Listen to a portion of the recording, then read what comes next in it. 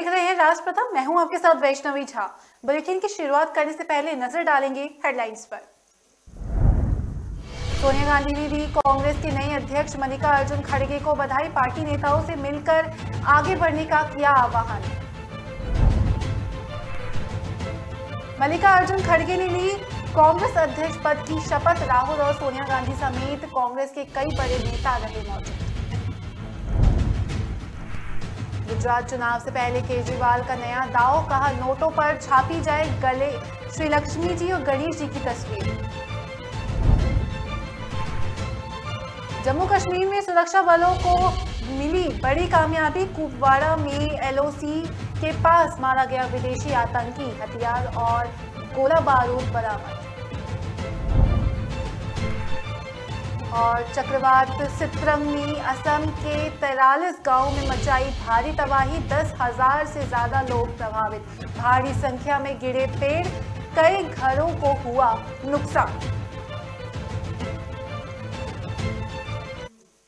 अब खबरें विस्तार से। कांग्रेस के पूर्व अध्यक्ष सोनिया गांधी ने पार्टी के नए अध्यक्ष मल्लिकार्जुन खड़गे को शुभकामनाएं दी। उन्होंने उम्मीद जताई कि उनके नेतृत्व में पार्टी को प्रेरणा मिलेगी और वह लगातार मजबूत होगी। उन्होंने पार्टी नेताओं और कार्यकर्ताओं से मिलकर आगे बढ़ने का आह्वान किया और कहा कि कांग्रेस ने भी संकट के सामने हार नहीं मानी और आगे भी नहीं मानेंगे। सोनिया गांधी ने कहा कि मुझे पूरा विश्वास है कि खड़गे जी से पूरी पार्टी को प्रेरणा मिलेगी, एक संदेश मिलेगा और उनके नेतृत्व में कांग्रेस मजबूत होगी। उनका कहना था कि वह बहुत प्रसन्न है। सोनिया गांधी ने कहा कि सच कहूं तो मैं राहत महसूस कर रही हूं।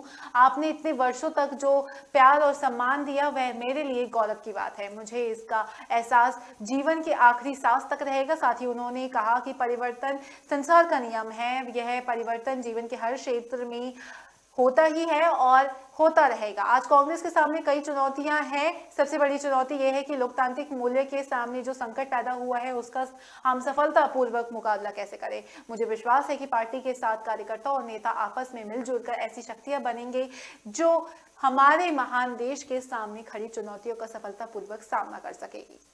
साथ ही कांग्रेस के पूर्व अध्यक्ष ने यह भी कहा कि कांग्रेस के सामने पहले भी बड़े बड़े संकट आए हैं लेकिन पार्टी ने कभी हार नहीं मानी है। सभी को मिलकर संकल्प के साथ और एकता के साथ आगे बढ़ना है।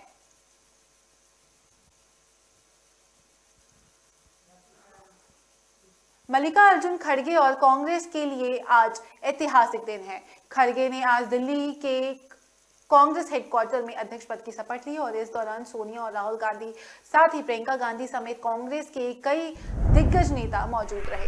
कांग्रेस के नवनिर्वाचित अध्यक्ष मल्लिकार्जुन खड़गे को बुधवार को औपचारिक रूप से निर्वाचन पत्र सौंपा गया और इसके साथ ही उन्होंने पदभार ग्रहण किया। पार्टी के केंद्रीय चुनाव प्राधिकरण के प्रमुख मधुसूदन मिस्त्री ने खड़गे को निर्वाचन प्रमाण पत्र सौंपा और इस मौके पर सोनिया गांधी, राहुल गांधी और कांग्रेस के संगठन महासचिव केसी वेणुगोपाल, केंद्रीय चुनाव प्राधिकरण के सदस्य राजेश मिश्रा, अरविंद सिंह लवली और ज्योतिमणि भी मौजूद रहे। इसके अलावा कांग्रेस महासचिव प्रियंका गांधी वाड्रा, साथ ही राजस्थान के मुख्यमंत्री अशोक गहलोत, छत्तीसगढ़ के सीएम भूपेश बघेल, कांग्रेस के कार्य समिति के सदस्य और प्रदेश कांग्रेस कमेटी के अध्यक्ष और पार्टी के कई अन्य पदाधिकारी कार्यक्रम में उपस्थित थे। इस दौरान मल्लिकार्जुन खड़गे ने कहा कि आज मेरे लिए बहुत ऐतिहासिक भावुक क्षण है। आज एक सामान्य कार्यकर्ताओं को भारतीय राष्ट्रीय कांग्रेस का अध्यक्ष चुनकर ये सम्मान देने के लिए आप सबका हार्दिक आभार और धन्यवाद देता हूं। पदभार ग्रहण करने से पहले खड़गे ने राजघाट जाकर महात्मा गांधी को श्रद्धांजलि अर्पित की थी। उन्होंने पूर्व प्रधानमंत्री पंडित जवाहरलाल नेहरू, लाल बहादुर शास्त्री और इंदिरा गांधी और राजीव गांधी को भी श्रद्धांजलि अर्पित की थी।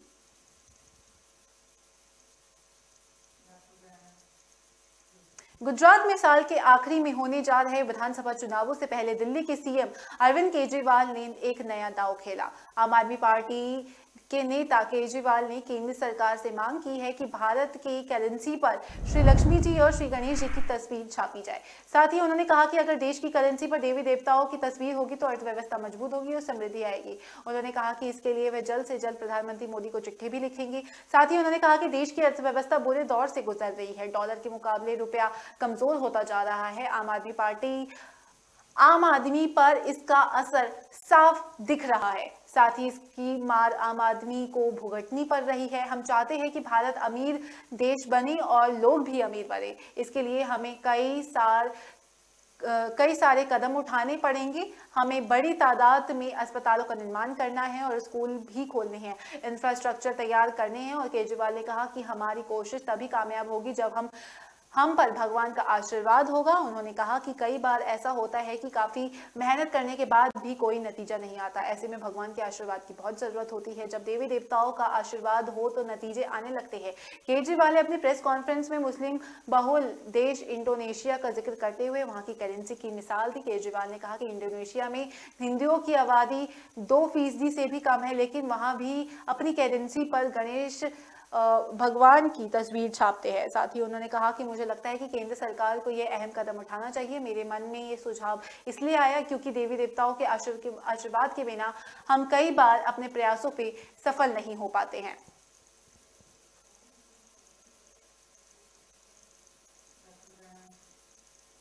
जम्मू कश्मीर के घाटी में आतंकियों के खिलाफ लगातार अभियान चलाया जा रहा है, फिर भी आतंकी अपनी हरकतों से बाज नहीं आ रहे हैं। ताजा मामला एलओसी के पास कुपवाड़ा जिले का है, जहां सुरक्षा बलों और आतंकियों के बीच मुठभेड़ हुई। सुतपुरा में इस मुठभेड़ में एक विदेशी आतंकी मारा गया। इस आतंकी के पास से हथियार और गोला बारूद सहित आपत्तिजनक सामग्री बरामद हुई। सर्च ऑपरेशन जारी है और इस बात की जानकारी पुलिस ने दी। इससे पहले जम्मू कश्मीर के नौगाम स्थित शोपिया में आतंकी इमरान बशीर गनी मारा गया और वह एक हाइब्रिड आतंकी था और इसकी मौत दूसरे आतंकी की फायरिंग में हुई थी। दरअसल जब सुरक्षा बलों और आतंकियों के बीच शोपियों में मुठभेड़ हुई थी, उसी दौरान दूसरे आतंकी की गोली से इमरान मारा गया। आपको बता दें कि शोपिया में बाहरी मजदूरों पर ग्रेनेड फेंकने के मामले में आतंकी इमरान बशीर गनी जिंदा पकड़ा गया था और इसके बाद से उसे मिली जानकारी के आधार पर रेड डाली गई थी। इसमें शोपिया के नौगाम में आतंकियों और सुरक्षा बलों के बीच मुठभेड़ हुई और इसी मुठभेड़ में इमरान दूसरे आतंकी को गोली मारा गया। घाटी में रहने वाले कश्मीर पंडित आतंकियों के निशाने पर है। आतंकियों ने 15 अक्टूबर को एक कश्मीरी पंडित पूरन कृष्ण भट्ट की दक्षिण कश्मीर जिले की चौधरी गुंड में उनके घर के पास गोली मारकर हत्या कर दी थी। इसके बाद से सुरक्षा बलों ने आतंक के खिलाफ सख्ती कर दी है।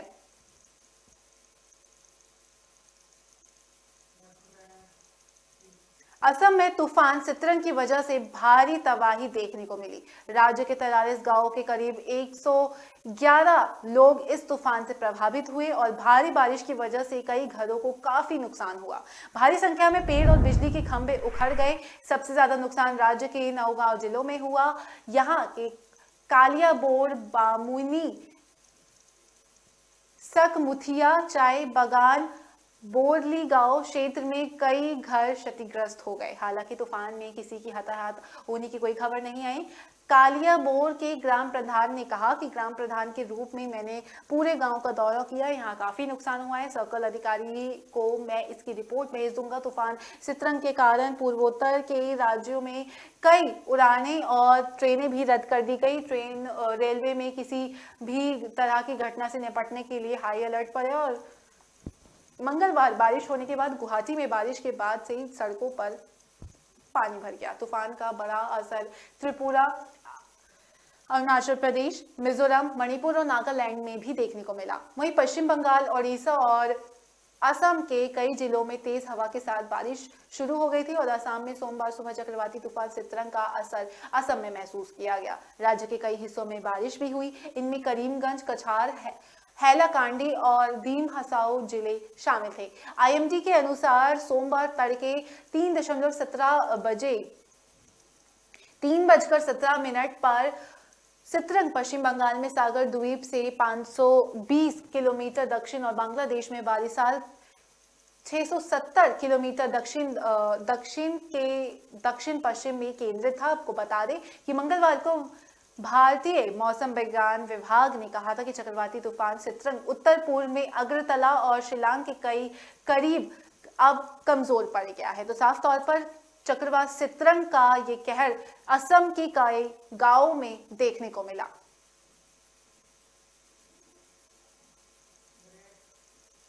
फिलहाल वक्त तो चला एक छोटे से ब्रेक के बाद जल्द हाजिर होंगे।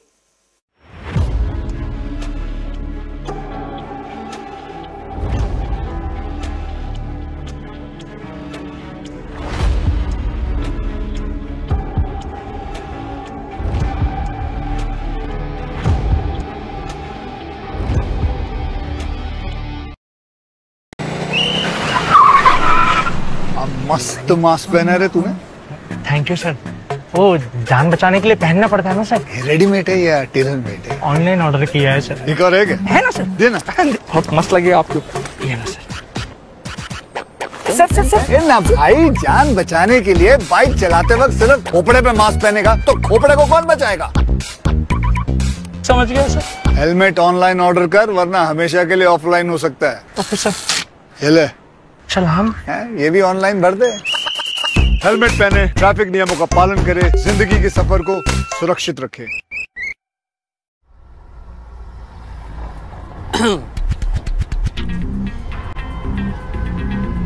इस लड़की की जल्दबाजी का जो बोझ है, इसे दुनिया नहीं समझ सकती। ये कैब से जाएगी। ये ऑटो से जाएगी। इसके मोबाइल पर ऐप खुला हुआ है, ये कैब से जाएगी।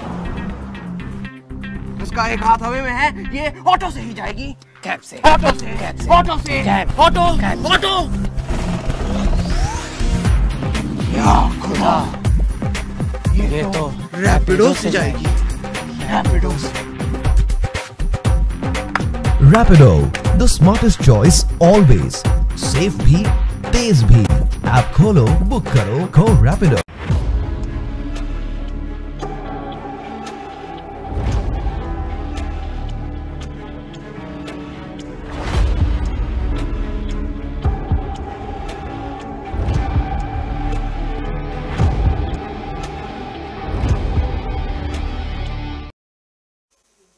ब्रेक के बाद स्वागत है आपका। रुक करेंगे अगली खबर का। भारतीय रेलवे ने 26 अक्टूबर को 100 से अधिक ट्रेनों को रद्द कर दिया है। इनमें से 86 ट्रेनों को पूरी तरह से कैंसिल ही कर दिया गया, जबकि 20 ट्रेनों को आंशिक रूप से रद्द किया गया। रेलवे की आधिकारिक वेबसाइट inquiry.indianrail.gov.in पर यह पूरी जानकारी विस्तार से दी गई है। वेबसाइट पर दी गई ताजा जानकारी के अनुसार सुबह 7 बजे तक 8 ट्रेनों के रूट डाइवर्ट किए गए, जबकि रेलवे की तरफ से 33 ट्रेनों को रीशेड्यूल किया गया। जिन ट्रेनों को रद्द किया गया है उनमें उत्तर प्रदेश और पंजाब समेत कई राज्यों के पैसेंजर ट्रेनों की विशेष गाड़ियां शामिल है। ऐसे में ट्रेन से सफर करने से पहले उसे जुड़ी जानकारी हासिल करने ना काफी अहम है। इस खबर में हम ऐसी ट्रेनों को पूरी लिस्ट यहाँ पर दी गई, जहां पर वेबसाइट पे जाकर आप कैंसिल ट्रेनों की स्थिति भी चेक कर सकते हैं, ताकि आपको यात्रा करते समय किसी भी तरह का समस्या ना आए। इस लिस्ट को देखकर आपको पता चल जाएगा कि जिस ट्रेन पे आप यात्रा करने वाले हैं वो कहीं रद्द तो नहीं हो गई है या फिर उससे कहीं रीशेड्यूल तो नहीं किया गया है। इसके अलावा सफर के पहले जरूरी अपडेट्स जानने के लिए यात्री रेलवे के हेल्पलाइन नंबर 129 पर कॉल भी कर सकते हैं, या उन्हें ट्रेन से संबंधित सभी ताजा जानकारी आसानी से मिल सकेगी।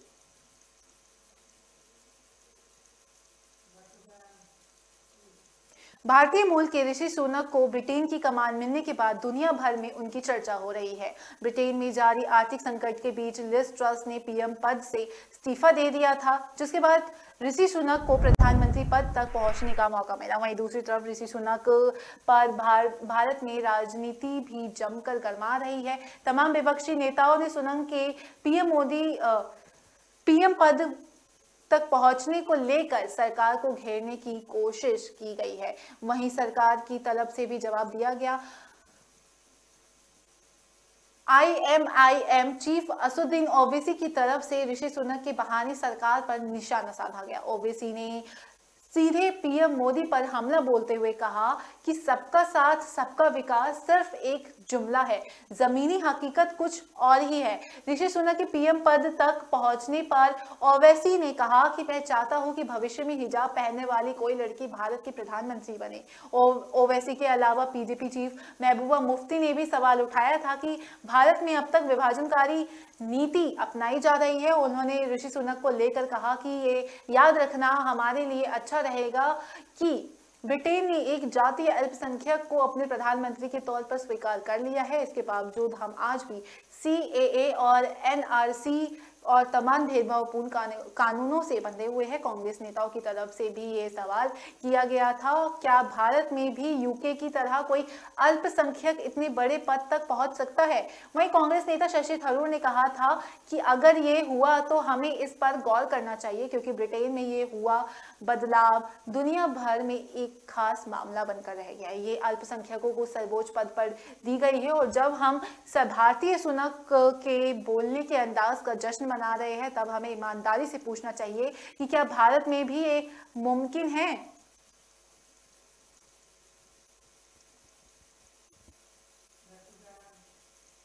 बरेली के भोजीपुरा इलाके में गांव मिलक अलीनगर में मंगलवार को 3 बच्चों की अमृत सरोवर में डूबने से मौत हो गई। तीनों खेत पर परिजनों को खाना देने गए हुए थे। लौटते समय अमृत सरोवर में वे बच्चे नहाने लगे। गहरे पानी में जाने से तीनों की डूब गए और जिनसे डूब जाने के कारण उन बच्चों की मौत हो गई। ग्रामीणों के मुताबिक हादसा का शिकार हुए आशीष 8 साल का, साथ ही पुत्र सुभाष था और सुमित 7 साल पुत्र राजेश और लव सागर 7 वर्षीय पुत्र राजेश शामिल है।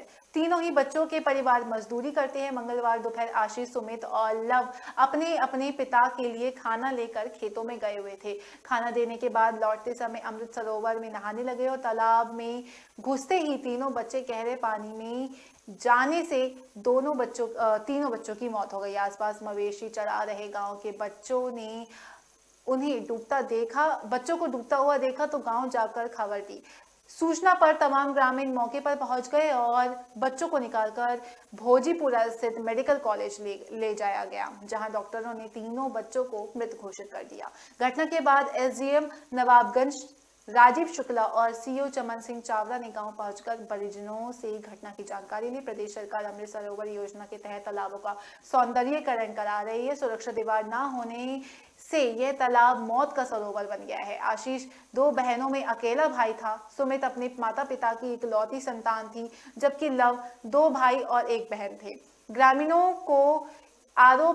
का आरोप है कि मिलक अलीनगर और शाहपुरा टारा में तालाब प्रधानों ने आसपास ही खुदवाए थे। नियमानुसार तालाब पर सुरक्षा दीवार बनाई जानी चाहिए थी, लेकिन नहीं बनवाई गई। पिछले दिनों हुई बारिश से तालाबों का पानी भी काफी गहरा हो गया था।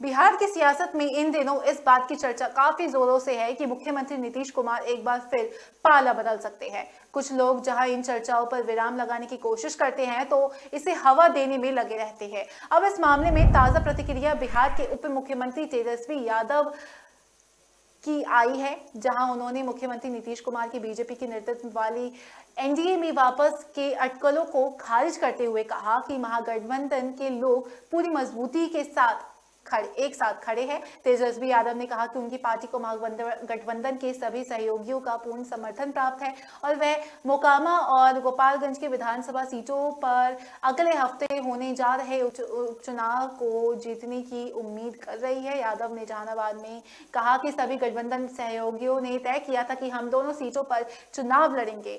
मोकामा हमारी मौजूदा सीट है, जबकि गोपालगंज मेरा पैतृक जिला है। हमें दोनों जगहों पर महागठबंधन की जीत का भरोसा है। मोकामा में उपचुनाव अनंत कुमार सिंह ने अयोग्य ठहराने जाने का कारण कराया जा रहा है। उन्होंने अपने आवास से बरामद हथियारों और विस्फोटकों से जुड़े मामलों में दोषी ठहराया गया।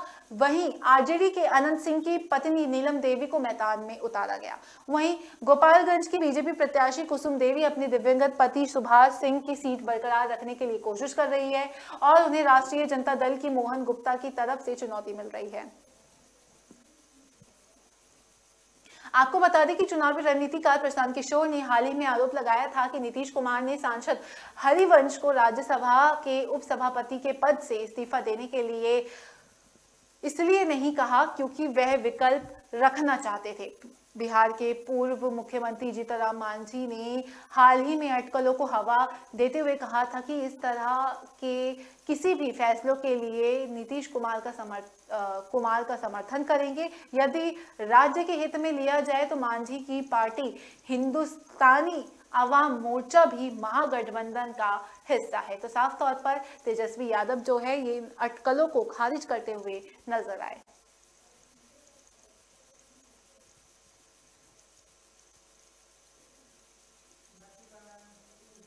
हरियाणा के फतेहाबाद में पीघर रोड स्थित सूर्या इनक्लेव में देर शाम को एक कोठी पर काम करने वाले नेपाली मूल के नौकर ने चोरी की बड़ी वारदात को अंजाम दिया। दरअसल पूरा परिवार मॉडल टाउन में फिल्म देखने गया हुआ था, मगर जब इंटरवल के दौरान थिएटर हॉल में ही मोबाइल में सीसीटीवी कैमरे को चेक किया तो परिवार के होश उड़ गए, क्योंकि तब तक चोरी की वारदात को अंजाम दिया जा चुका था। आनंद फानंद परिवार का घर पहुंचा और पुलिस को सूचना दी। फॉरेंसिक टीम मौके पर पहुंची और साक्ष्य जुटाए और घर का सारा सामान उथल पुथल पड़ा हुआ था, जबकि मुख्य गेट के लॉक टूटे हुए थे।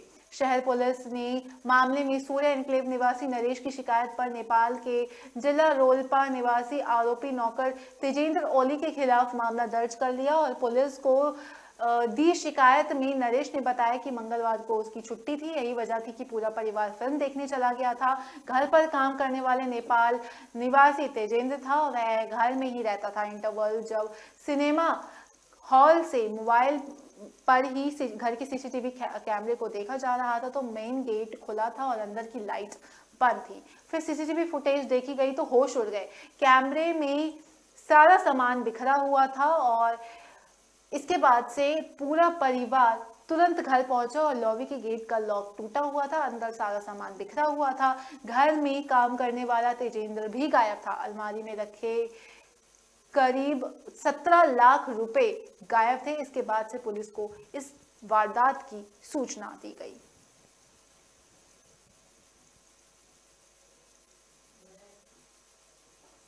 फिलहाल वक्त तो चला एक छोटे से ब्रेक का। अब बने रहिए राज प्रथम के साथ।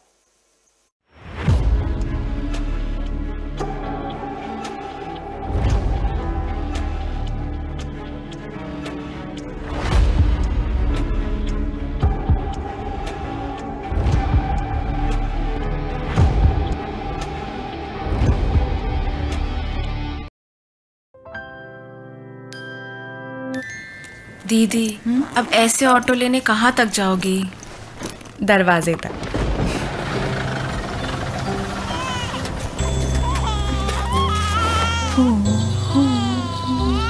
जो सोचे जो चाहे वो करके दिखा दे।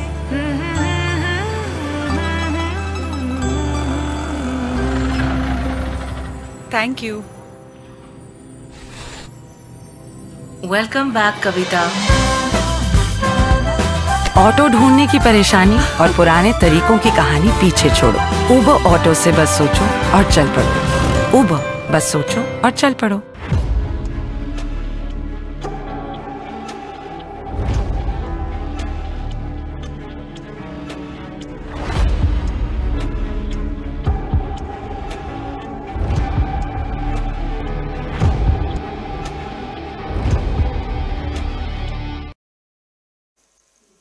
ब्रेक के बाद स्वागत है आपका। बढ़ेंगे अगली खबर की ओर। ब्रिटेन की सत्ता भारतीय मूल के ऋषि के हाथों में है। ब्रिटिश ऋषि सुनक के प्रधानमंत्री पद पर पहुंचने के बाद भारत में भी जश्न का माहौल है। खुद प्रधानमंत्री मोदी और तमाम बड़े नेताओं ने उसे ऋषि सुनक को बधाइयां दी है। इसी बीच एक बड़ी खबर भी सामने आई जिसमें यह बताया जा रहा है कि जल्द प्रधानमंत्री मोदी और ऋषि सुनक की मुलाकात हो सकती है। सूत्रों के मुताबिक दोनों नेता इंडोनेशिया में होने वाले G20 शिखर सम्मेलन के लिए 15-16 नवंबर को बाली में होंगे और जहां उनकी मुलाकात हो सकती है। बताया जा रहा है कि सब कुछ ठीक रहा तो ब्रिटेन के नए प्रधानमंत्री के तौर पर कामकाज संभाल चुके भारतीय मूल के ऋषि सुनक की भारत के पीएम नरेंद्र मोदी से पहली मुलाकात अगले महीने बाली में होगी। हालांकि इस दौरान मोदी और सुनक की द्विपक्षीय मुलाकात को लेकर अभी कोई आधिकारिक ऐलान नहीं किया गया है, लेकिन दुनिया की 20 बड़ी अर्थव्यवस्थाओं के सम्मेलन के दौरान दोनों नेता एक साथ रहेंगे और कई कार्यक्रमों में शिरकत भी करेंगे। माना जा रहा है कि सुनक और मोदी की संभावित मुलाकात के साथ ही भारत और ब्रिटेन के बीच चल रही व्यापारिक समझौते की कवायद भी रफ्तार मिल सकती है। पहले इस समझौते के लिए दिवाली 2022 की मियाद रखी गई। सूत्रों की माने तो इस व्यापारी समझौते पर दस्तखत का गवाह बनने के लिए पीएम मोदी भी लंदन जा सकते हैं। इसे लेकर शुरुआती दौर की कवायद भी शुरू हो चुकी है।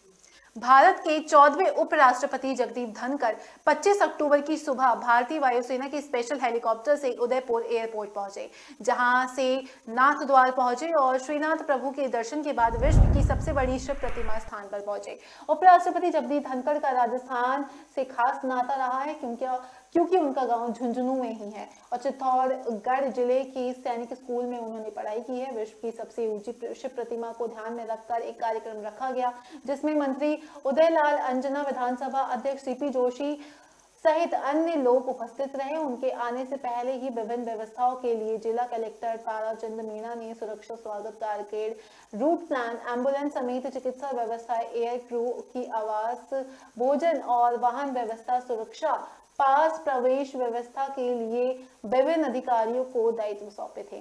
उनके आने के बाद भारी पुलिस बल साथ में रहा। उपराष्ट्रपति जगदीप धनखड़ नाथद्वार विश्व स्वरूप शिव प्रतिमा स्थान पर पहुंचे। उससे पहले उनकी स्वागत की तैयारियां हुई और उनके पहुंचने के बाद मेवाड़ी अंदाज में स्वागत किया। फिर कार्यक्रम के मंच पर पहुंचे। उन्होंने सभी को दीपावली की हार्दिक बधाइयां देते हुए कहा कि बुलावे पर दूसरी बार यहाँ आने का मौका मिला। दोनों बार देखकर बहुत खुशी हुई। उद्योगपति मदन पालीवाल ने जो सोच रखी थी इस प्रतिमा को बनाने के लिए, उसे हकीकत में बदला गया। आपको बता दें कि शिव प्रतिमा की लोकार्पण कार्यक्रम 29 अक्टूबर को शुरू होगा, जो कि 6 नवंबर तक चलेगा। लोग इसमें मुरारी बापू राम कथा भी पढ़ेंगे और रात के गायक कलाकार सहित अन्य कार्यक्रम भी होंगे।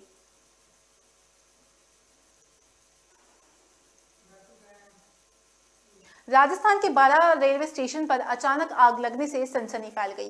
दरअसल बारा रेलवे स्टेशन के प्लेटफॉर्म नंबर 1 पर एंट्री गेट के पास कैंटीन के गुमटी में लाइन चालू करते वक्त स्पार्किंग होने से आग लग गई। कैंटीन में रखे गए कागज और तेल के चलते देखते ही देखते आग ने इतना जोर पकड़ लिया कि कुछ ही देर में कैंटीन के भीतर से आग की लपटें निकलने लगी। आग की लपटें निकलते ही देख प्लेटफॉर्म पर अफरा तफरी का माहौल फैल गया और रेलवे स्टेशन पर मौजूद रेलवे कर्मचारियों द्वारा अग्निशमन पर फोन किया गया और कुछ ही देर में नगर परिषद से दमकल की टीम मौके पर पहुंच गई। अग्निशमन कर्मचारियों ने कुछ देर की मशक्कत के बाद गुमटी के भीषण आग पर काबू पा लिया। समय रहते हुए आग पर काबू पा लेने से रेलवे स्टेशन पर कोई अन्य बड़ी अनहोनी होते बच गई और इस दौरान रेलवे द्वारा कुछ समय के लिए सामने से गुजर रही रेलवे लाइन एहतियात के तौर पर आगमन रोक दिया गया। हालांकि किसी भी समय पैसेंजर ट्रेन का समय होने से ट्रेनों के परिचालन पर कोई प्रभाव नहीं पड़ा। बताया जा रहा है कि दिवाली की छुट्टी के बाद कैंटीन संचालक ने जब कैंटीन खोला और लाइट जलाई तो उसी दौरान बिजली बोर्ड से स्पार्किंग हुई, जिसके कुछ देर बाद ही कैंटीन में आग पकड़ ली। हालांकि कैंटीन में गैस से भरे सिलेंडर रखने से हर समय उसके फटने का डर का माहौल बना हुआ था, लेकिन दमकल कर्मियों ने कड़ी मशक्कत के बाद आग पर काबू पा लिया। कैंटीन में आग के अलावा रेलवे के कोई अन्य विशेष नुकसान नहीं पहुंचा है। इस दौरान कोतवाली थाना पुलिस और आरपीएफ के जवान भी आग बुझाने का प्रयास करते हुए नजर आए।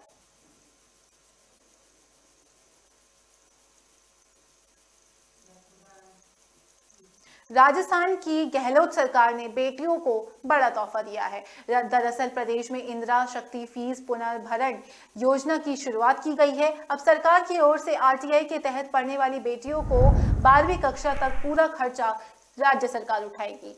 सरकार की तरफ से इसके लिए इंदिरा शक्ति फीस पुनर्भरण योजना की शुरुआत की गई है। मुख्यमंत्री अशोक गहलोत ने बजट में इसकी घोषणा की थी। बजट में घोषणा के साथ ही शिक्षा विभाग की ओर से इस पर कार्य करना शुरू किया गया था। अब इसकी सौगात दे दी गई है। राजस्थान की बेटियों के लिए मुख्यमंत्री अशोक गहलोत ने बड़ा फैसला लेते हुए कक्षा 9वीं से 12वीं तक की बालिका शिक्षा को भी निःशुल्क कर दिया गया है और सीएम अशोक गहलोत ने बजट घोषणा की क्रियान्वित के तहत शिक्षा विभाग की ओर से इसी साल से आदेश लागू होने जा रहा है और इसकी तैयारी शिक्षा विभाग की ओर से पूरी कर ली गई है। बालिका शिक्षा को बढ़ावा देने के उद्देश्य से इस घोषणा के तहत अब कक्षा 1 से लेकर 12वीं तक जहां आरटीआई के तहत प्राप्त करने वाली बालिकाओं को निःशुल्क शिक्षा मिलेगी, वहीं इस साल 8वीं कक्षा पास कर 9वीं में प्रवेश करने वाली छात्राओं को भी इसका लाभ मिलेगा। शिक्षा मंत्री डॉक्टर बी डी कल्ला बोले कि सीएम अशोक गहलोत ने बेटियों के लिए बड़ा फैसला लिया है। इससे बेटियों की शिक्षा को बढ़ावा मिलेगा। प्रदेश में आर्थिक रूप से कमजोर बच्चों को बेहतर और गुणवत्तापूर्ण शिक्षा प्रदान करने के लिए सरकार की ओर से राइट टू एजुकेशन की शुरुआत की गई है। आरटीआई के तहत प्रदेश की निजी स्कूलों में शुरुआती कक्षा की 25% सीटों पर आरटीआई के तहत बच्चों को प्रवेश दिया जाता है। इसके साथ ही कक्षा 1 से 8वीं तक इन बच्चों को पढ़ाई की एक शुल्क निर्धारित राशि सरकार की ओर से वहन की जाती है। लेकिन इस साल बजट में मुख्यमंत्री अशोक गहलोत ने बालिका शिक्षा को बढ़ावा देने के लिए कक्षा 9वीं से 12वीं तक भी निःशुल्क शिक्षा की घोषणा की थी।